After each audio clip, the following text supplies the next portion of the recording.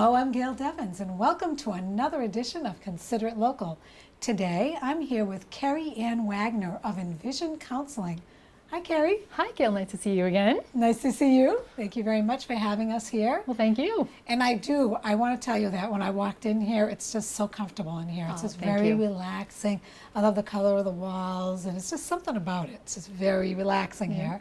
So you did a really good job. Thank you. That's what I was trying for. The nice, peaceful, if you see my website, it's an ocean, the waves move. Yes. Everything you could do about relaxation. Yeah, I like that. Thank you. So now, tell me about the name of Envision Counseling. What's the story behind that? How did you come up with that? Okay, so I named my practice Envision Counseling because when people come to counseling, that's really what they are doing. They're envisioning either their past, their present, or their future differently. So that's why I came up with that name. Now, even though you can't change the past, I can certainly help people view the past from different perspectives. And also, there are ways to decrease the emotional intensity attached to memories. So, for instance, if there's a negative emotion attached to a memory, you can actually decrease the intensity of that with practice. Yes. Oh, wow. Well, we all have something in our past that makes us little, that we remember. So that's very helpful. Yeah. So now, how long have you been in the mental health counseling? How long have you been doing that? So I've been doing this for over 12 years. Oh, wow. Yes, so as a mental health counselor in outpatient clinics, mostly Fall River and Taunton. Oh, really? And, but before that, I have years prior experience in human services. I worked my way up from direct support to a manager of supported living and group home type of programs. Oh, wow. So for people with mental illness that they couldn't do their activities of daily living on their own, so they needed help with cooking, cleaning, that kind of thing. Wow. So I did that for years and years and years before I finally got the master's degree to practice counseling. Oh, okay. All right. So you got the master's, and that's when you decided to practice counseling.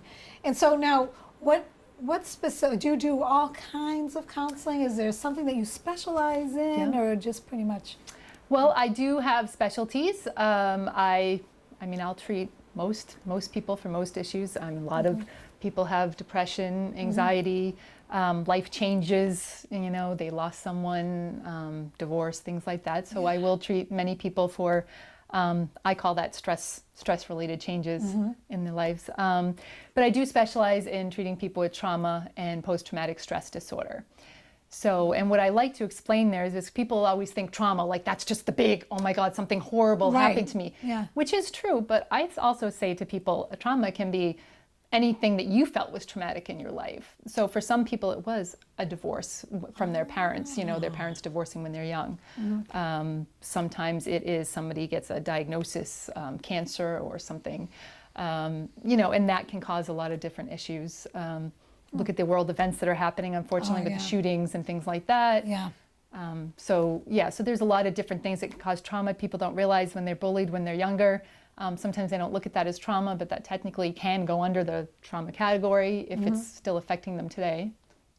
And along with that, as I mentioned, a diagnosis such as cancer, there are many different diagnoses that cause chronic illness and chronic pain, or are chronic illnesses.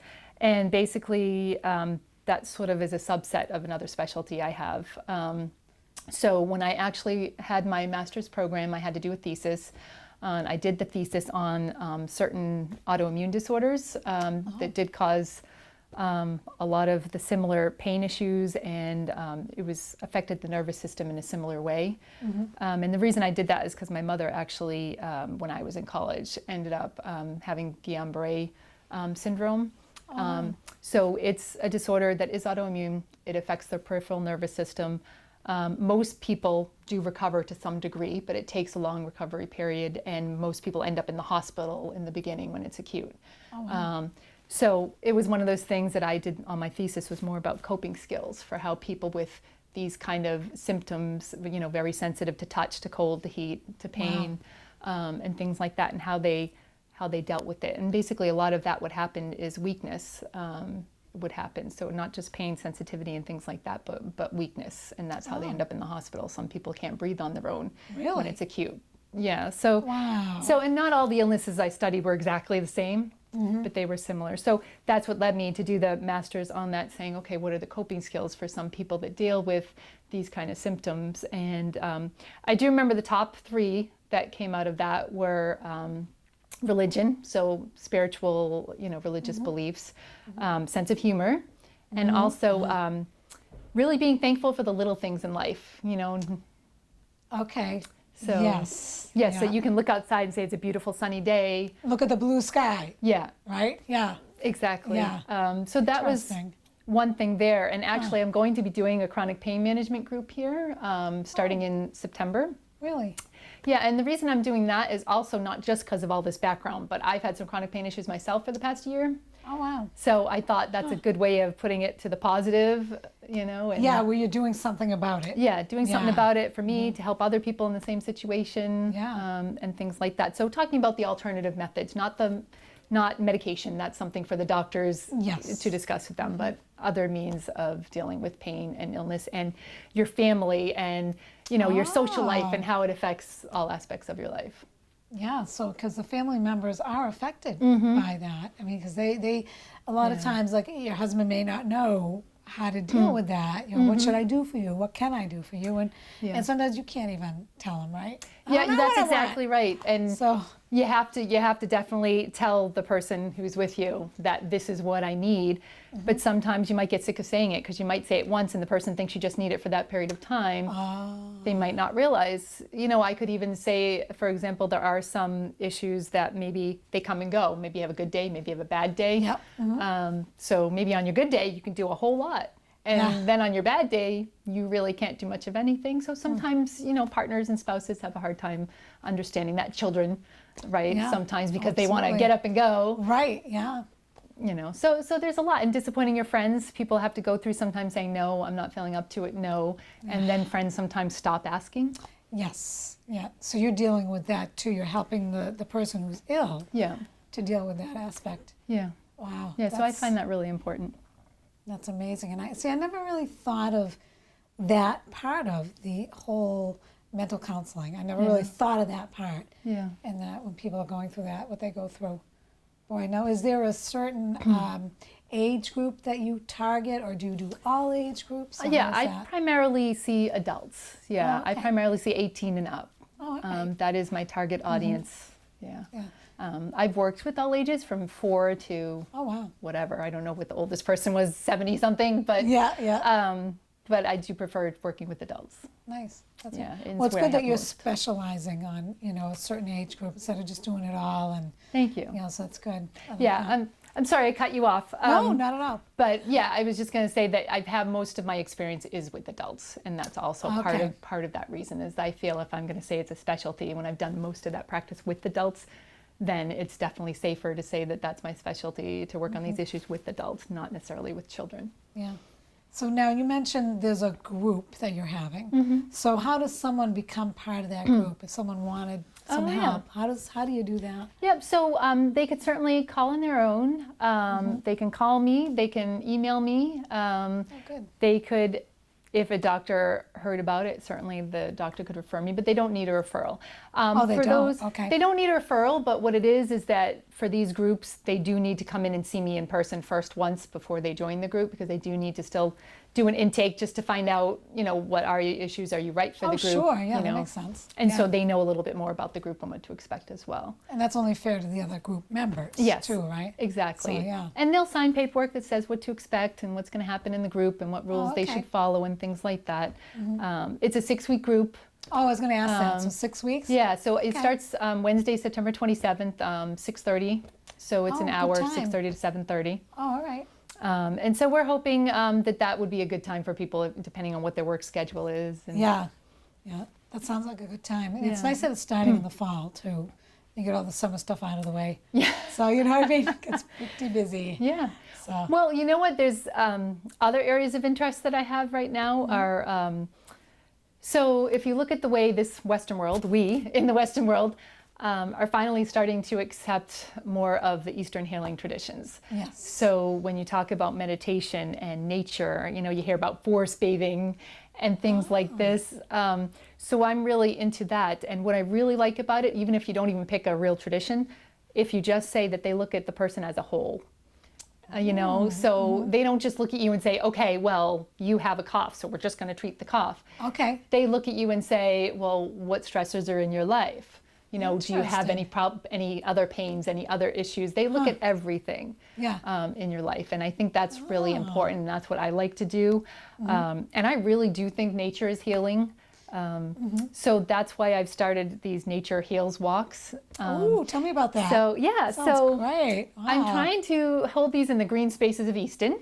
Okay, all right. So the first one is actually scheduled for Wednesday, July 27th at 10 a.m. Oh, pretty soon. Okay. Yeah, it's coming up. And so we meet at that particular one at Governor Oliver Ames Estate. Yeah. And so basically what it is you're kind of going out in nature because, you're out in nature, you're doing this in real life, and you're saying, let's look around us.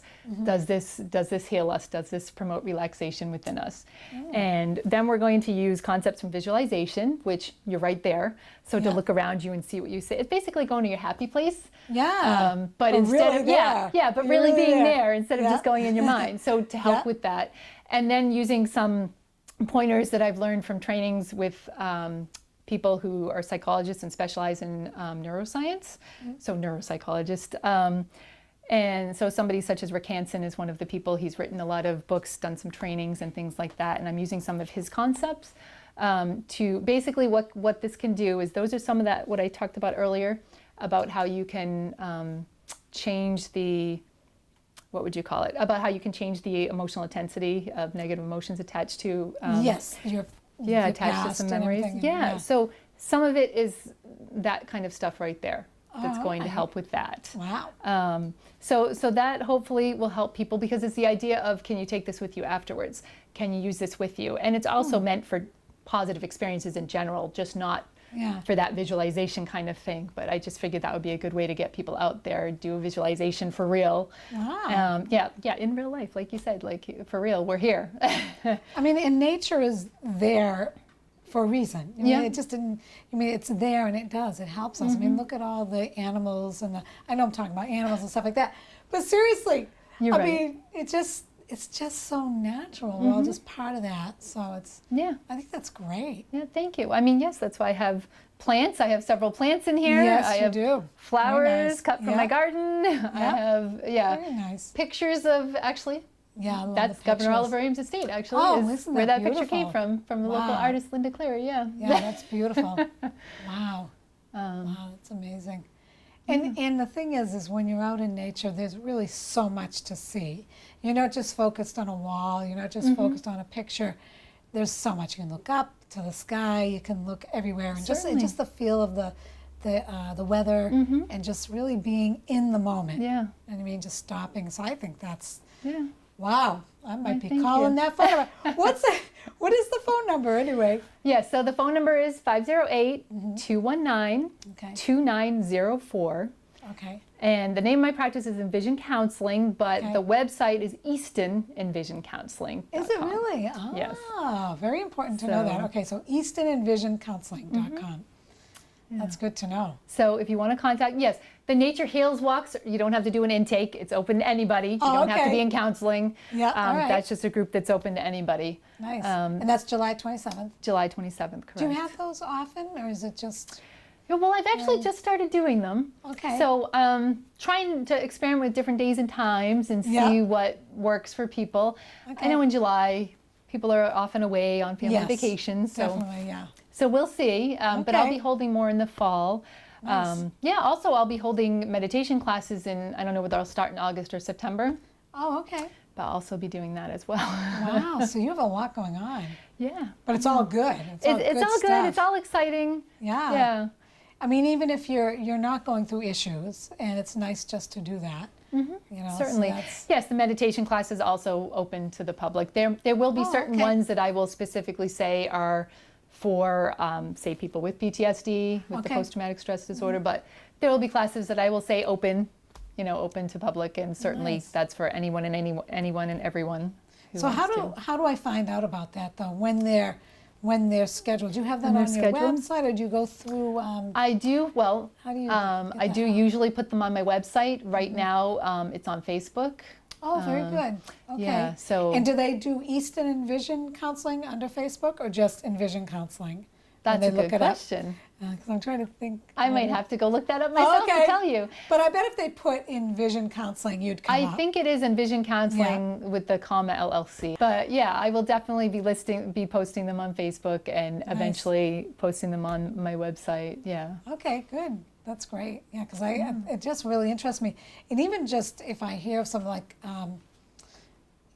if someone has just lost a loved one or something like that, and they're just not knowing how to cope, but they're not ready to go to counseling yet, but yet they can do your walk, your nature walk, just to feel a little better that way. Sure. That's nice. Or the meditation. Yeah. I think that's fantastic. Yeah, these are ways, I mean, as you can see, I'm into things that calm people. That's the whole idea, stress management as well as, actual trauma. Yeah. Because we all could use a little calming. Yeah, yeah. Well, I mean, I'm also trained in compassion fatigue, and so for people like me in the helping field who could end up feeling just traumatized themselves from all the trauma that they've heard. Yes, coming very in. important. Yeah. So so I can work with people who maybe are feeling burnt out at their jobs. Sure. That's huge too, because there's so many people that are burned out in their jobs. Yeah. So you can actually help them with that. Yeah, certainly. Wow. I mean, I've used it on myself too, so that I know the cues that say, okay, you need a break or you need to do this. Okay. So that sounds like you actually teach people to know the cues. That's okay. I'm starting exactly to feel right. that, so and you can help them. Yeah, because it's different cues for different people. Oh, really? Okay. But what's really interesting is some of them mimic like PTSD, and oh, really? and you look at it saying, how can that be possible? Yeah. It's from hearing stories, not from actually being through it, and yet sometimes that's what happens. After you hear so many stories, settles in. Yeah, it starts to affect you a little more strongly than you thought it would. Oh, sure. Yeah. Yeah. Especially if you're a caring person and you're really listening. It's just wow. So now, what is your address of this building? Yes, so we are located at 448 Turnpike Street in South Easton. We are right by the intersection of 138 and 106, so we're on 138.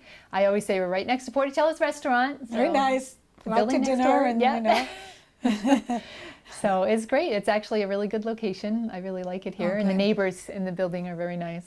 Oh, that's good to know too. Yeah. Yeah. But really, when I walked in here, it was just very calming. I just felt like, the furniture, you've done a very good job. It's very Thank you. nice. I appreciate that. So now, when you were a young child and everything, did you kind of have a feel for maybe going into this line of work? At what age did you start to think, I'd like to be a counselor? Yeah, I pretty much thought that most of my life. I don't know exactly when it started, but I knew I wanted to be a counselor. Really? Yeah. Wow. I really wanted to know why people did what they do, what really goes on through their minds. I wanted to do, originally, I wanted to do a lot with families, and then I kind of backed off of that, and I prefer more working with individuals.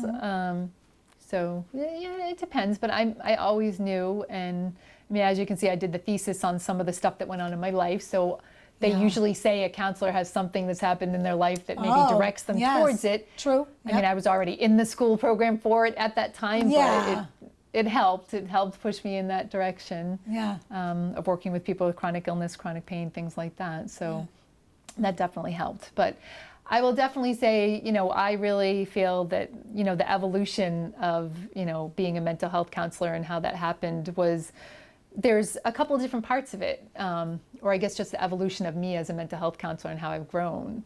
There's the part of putting the education into practice, which you think is easy, but sometimes it's not so easy. So when I first went to school for this, I was really taught more of the keep it to yourself. Your client doesn't really need to know anything personal about you. So it was really be genuine, but don't be transparent. Oh, wow. And it was draw that fine line of, if it's deemed appropriate and helpful for the person, then you answer the question. Oh, then you share something. But if it could be that it won't hurt them, but it won't necessarily help them, then you shouldn't share. Oh, okay. you know, and things I think have evolved a little bit in general for me and for a lot of other therapists where, you know, you can loosen the reins a little bit and know what you're comfortable with after a time. But it was really funny because I learned that and I had that drilled in my head and I did that. And then I go to this training where they're talking about not necessarily transparency, but the elephant in the room. And that you should always address the elephant in the room. So any differences between you and the person you're treating, you should always address right away. Because the idea is that they're thinking it, you're thinking it somewhere subconsciously, even if not consciously. Yeah. So it was like, for instance, I'm a white female, so if I'm seeing a black female, or I'm a female, so if I'm seeing a male, I should just point that out. Well, let me tell you, first time I tried that out. What happened? Oh, it did not work so well. So it ended up that the client then kept asking more questions about me and more questions about me and more questions about me.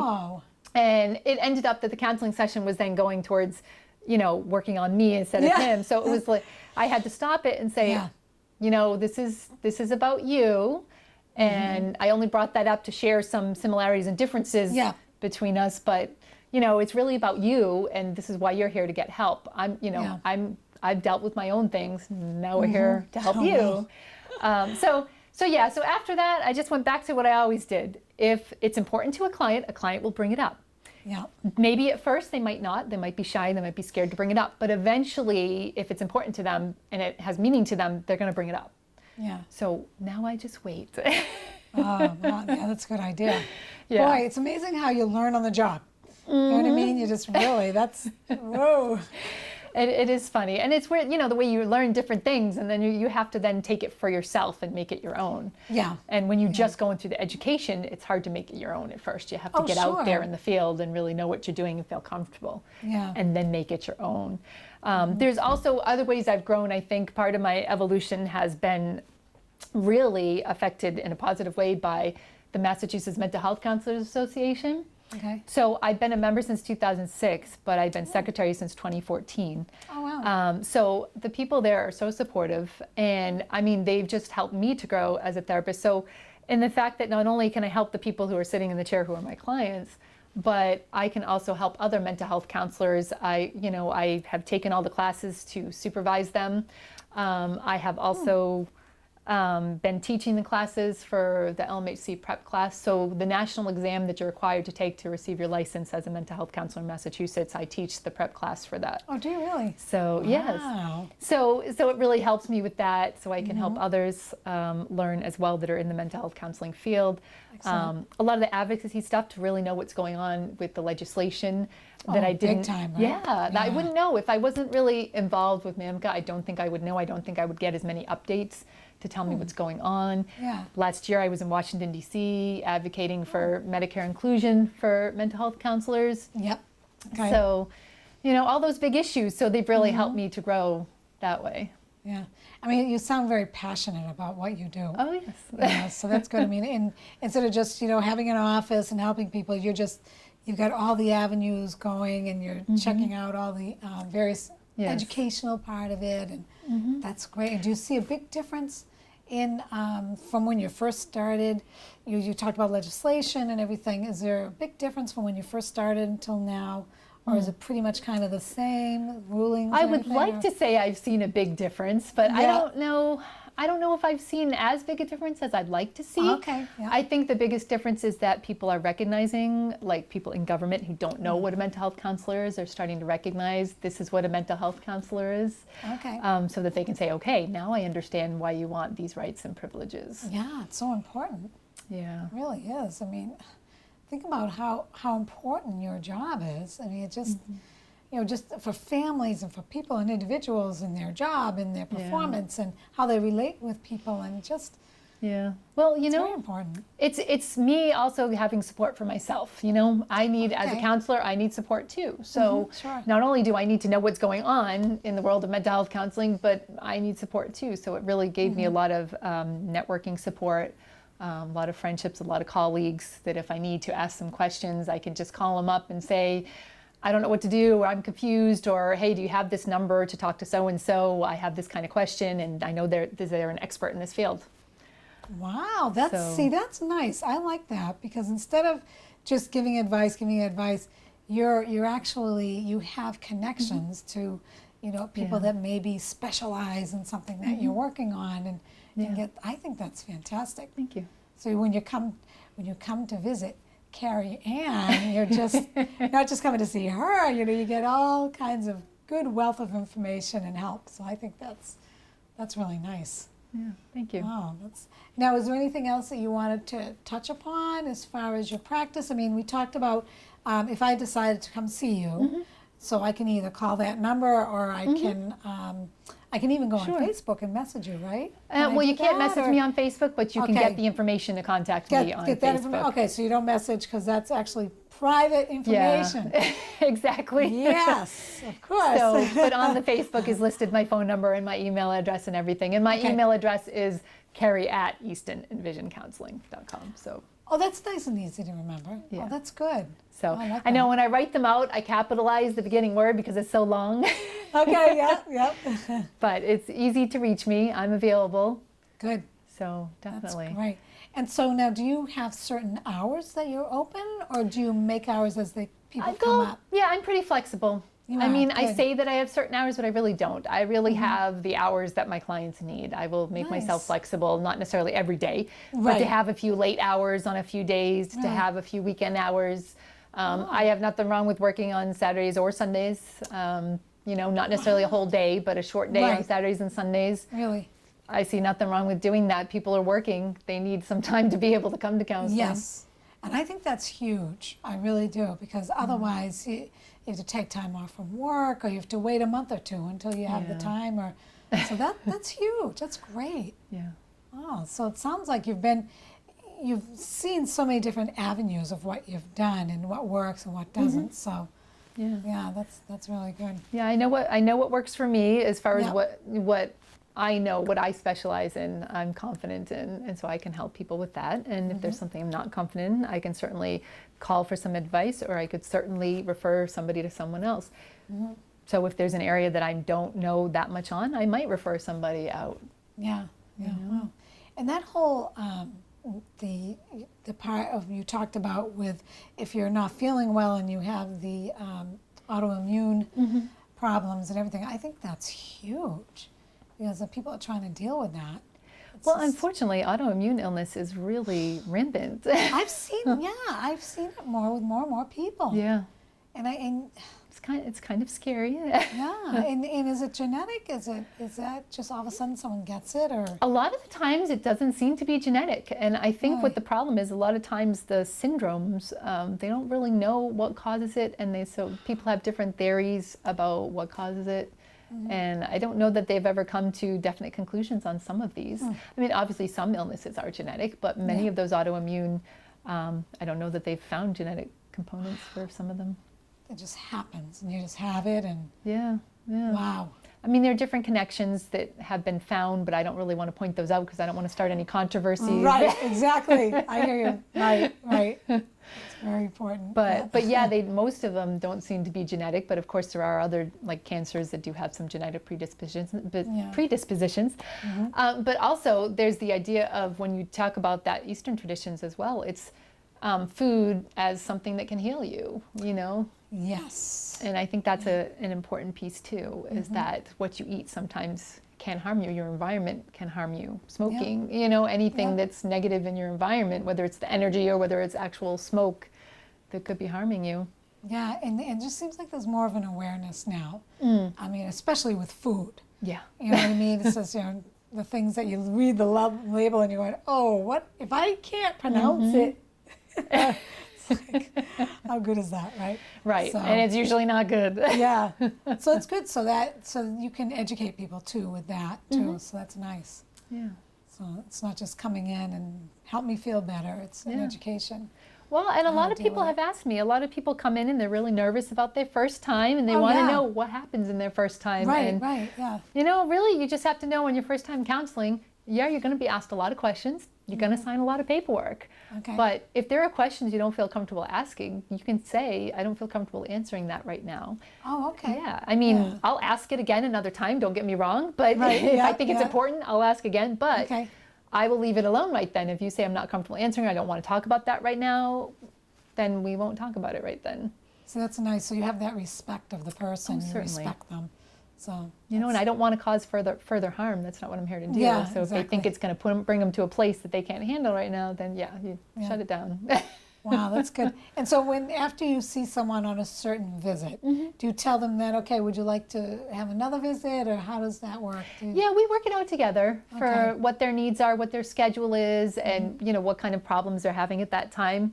Okay. Sometimes they'll ask my opinion. Sometimes they'll just tell me I want to come in 2 weeks, and we say, okay, great, come in 2 weeks. All right. Sometimes I'll say, would you like to come weekly? And they'll say, yes, I would. Okay. But people can come whatever works for them. They can come monthly, they can come weekly.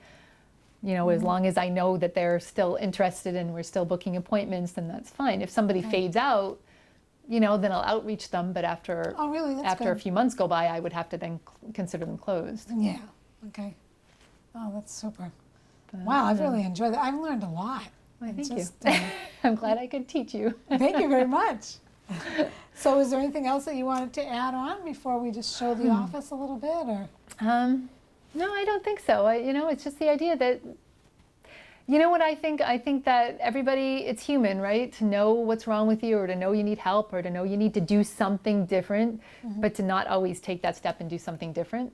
So what I say is that's what counselors are here for. If you want to just vent something, or if you want to, thinking about changing something but not quite sure about it, you can come on in and talk to someone. Yeah. And so, and you're I feel like you're very easy to talk to. Thank you. I feel that. And so someone who maybe has a stigma thought or something of, I'm going to counseling. Yeah. How do we get someone here that has that but could really benefit from it? I mean, how do we tell them? That's a good question. Yeah, I think part of it might be getting more awareness out there in general of counseling. The idea of maybe posting more things about what counseling is all about do you need counseling, do you not, how to make the decision. Oh, okay. I think I'd like to start posting more things like that to help people feel more comfortable about what it is and what you do there. I mean, some people, all that's going on is there's something stressful in their life that came up, and they just need to vent to somebody or talk to somebody besides their family and friends. They need to get away from that. Yeah, exactly. And sometimes that's all it is, and they might not come for counseling for very long, but they work out what they need to work out, and then they're done. So that's one thing that people don't always think. Counseling doesn't have to be forever. It can be, I went there for an issue, I worked the issue out, and now I don't have to go back again. Very interesting, Because I think some people do think that I'll be in counseling forever. Yeah, and certainly if something else comes up again in the future, then you call and you come back in. Nice. That's good. So, oh, you make it very easy. Yeah, I try. Very nice. Well, it shouldn't be hard. It shouldn't be intimidating. And since some people are already, like you said, there is a stigma out there about counseling. But if you think about it, really, it's hard to understand why there's a stigma, because so many people in this world have depression, have anxiety, that it's kind of silly to say that there's a stigma attached, because so many people have it. Right. It's almost more normal than abnormal. Yes, exactly. Yeah. But, we don't want people to deal with that forever. So we do want to help them work it out and make it easier for them. Yeah. So whatever obstacles are in your way, I want to help you get over it, get around it, get past it, however we can. That's super. Yeah. That's great. Well, thank you very much. I'd like to show you the office, and you can see why I think it's so comfortable here and very nice to be here. So let's do that. So here we are, and this is the waiting area. Is this the waiting area? Correct. This is very nice. It's very comfortable, and I love the colors, and like you said, with the picture on the wall, you just feel relaxed even looking at that. And this is also the space where we'll be holding groups. I bring chairs in for the groups. They're small, no more than 10 people. So okay, that's nice to know too. That it's no more than 10 people. Yeah. Yeah, I like that. It's very nice. So is this where you do like the one-on-one counseling? Yeah, so on this side is more my office area, the desk where I write on, but I'm not normally there when a client's here. Normally when a client's here, there's this couch over here, and there's, I can obviously use a desk chair and this chair. Very nice. Whatever, the client doesn't have to sit in the couch, they can sit in this chair, whichever one they prefer. Oh, see, now that's nice. Yes, we can move them around. Yeah, because sometimes people feel like, oh, I don't really want to sit there. I feel like I'm a patient or something, so I sit over here. They feel more in control. I of had where a they couch want in my last office, and you know what? Some people would just lay down. They're like, oh, it's a couch. Did they really? Put their feet up. Oh, that's a riot. You're like, okay. That's good. Comfortable. Fall asleep. Yeah. But it is meant to be relaxing and a comfortable space. Yeah, I like it a lot. Yeah, It's really very nice. And then we have your plaque So this over is my here. license to practice in the state of Massachusetts. Yeah, it's impressive. Very nice. Wow. Well, thank you very much. It was just wonderful. This is Thank really you so great. much. I really appreciate you coming. Yeah. So it's very easy to get in touch with Kerri-Ann Wagner, and I'll see you next time on Consider It Local.